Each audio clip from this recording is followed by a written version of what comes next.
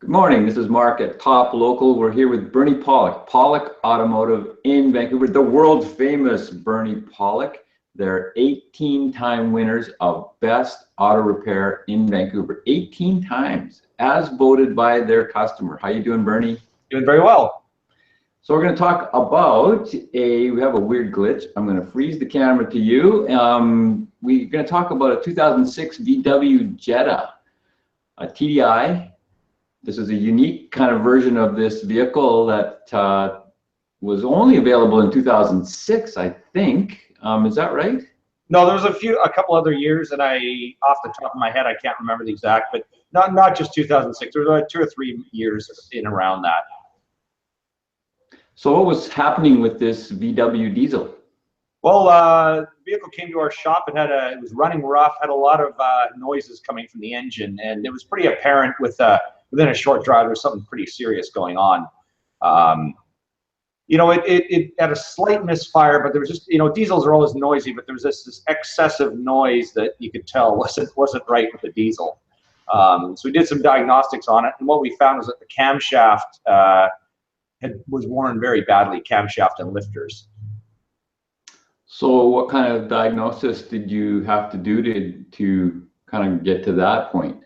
Well, the initial diagnostic was with a scan tool, extracting codes.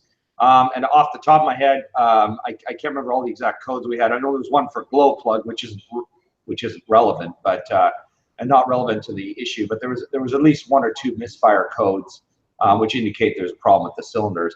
After that, with that level of noise, it's really a matter of listening where is the noise most present, and then taking things apart. So we pulled the valve cover off, and that's where we discovered the camshaft and lifters were extremely badly worn.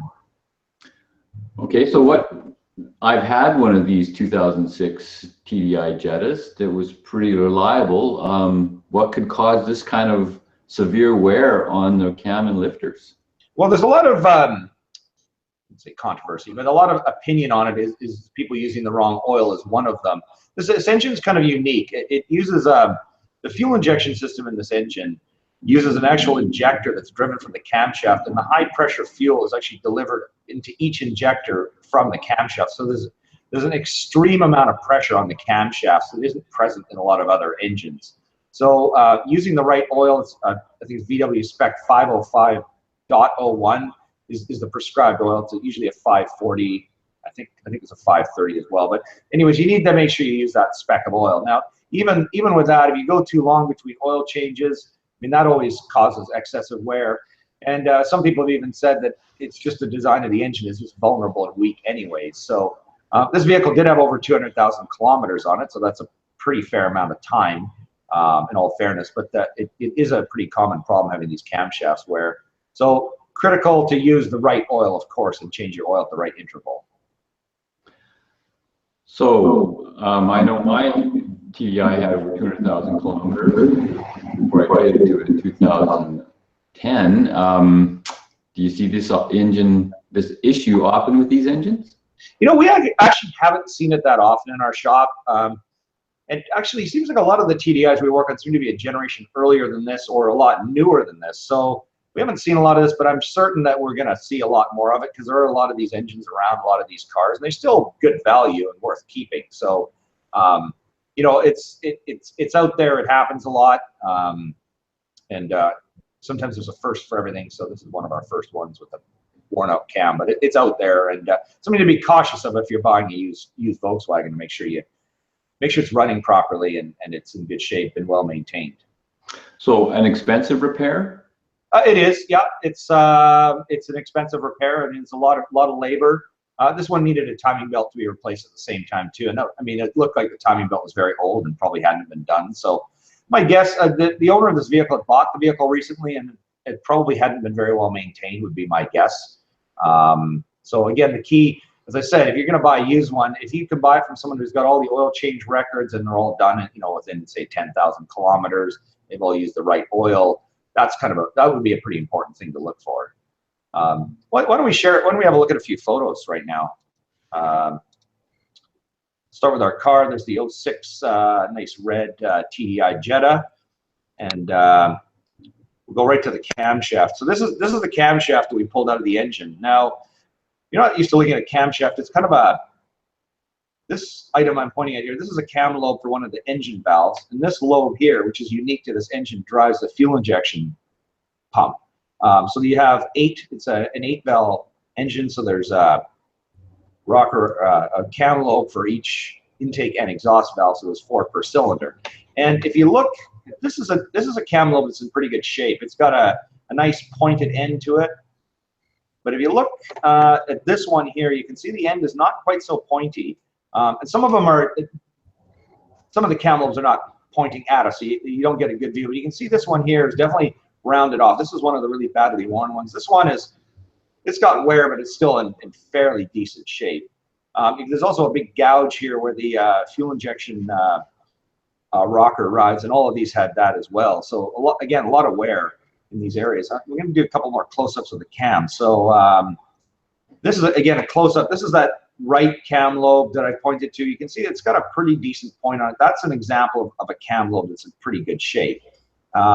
This is a cam lobe that's pretty badly worn. You can see that sort of roundness and discoloration there. So that one's, again, not very good. And so what happens is, actually, I'll show you one more thing. So this is the lifter. So this is what the camshaft pushes against to push the valve. Now, it's a little hard to see in this photograph because of the angle, but and unfortunately, I took it on my steel workbench, so it doesn't stand out so much. But this lifter, although it's got a lot of little metal scratches on it, is actually still pretty flat. But it's still, it's still worn.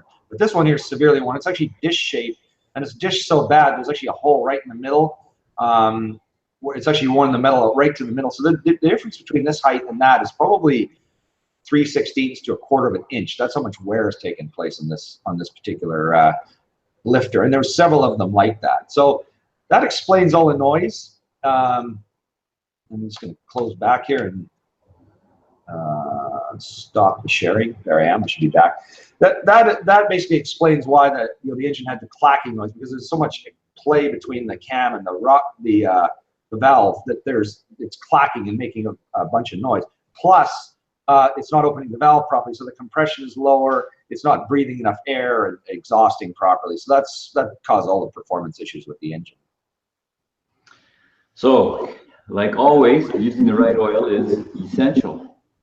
Yeah, it really comes down to correct oil, change it regularly. I mean, you can't prevent everything. Even really good maintenance doesn't prevent your car from having problems like this, which can happen eventually. But it's a very good way to, it's like eating healthy, and exercising is not necessarily going to guarantee you a long life, but it will generally happen, as opposed to being, smoking and drinking and, not exercising and lying on the couch all day.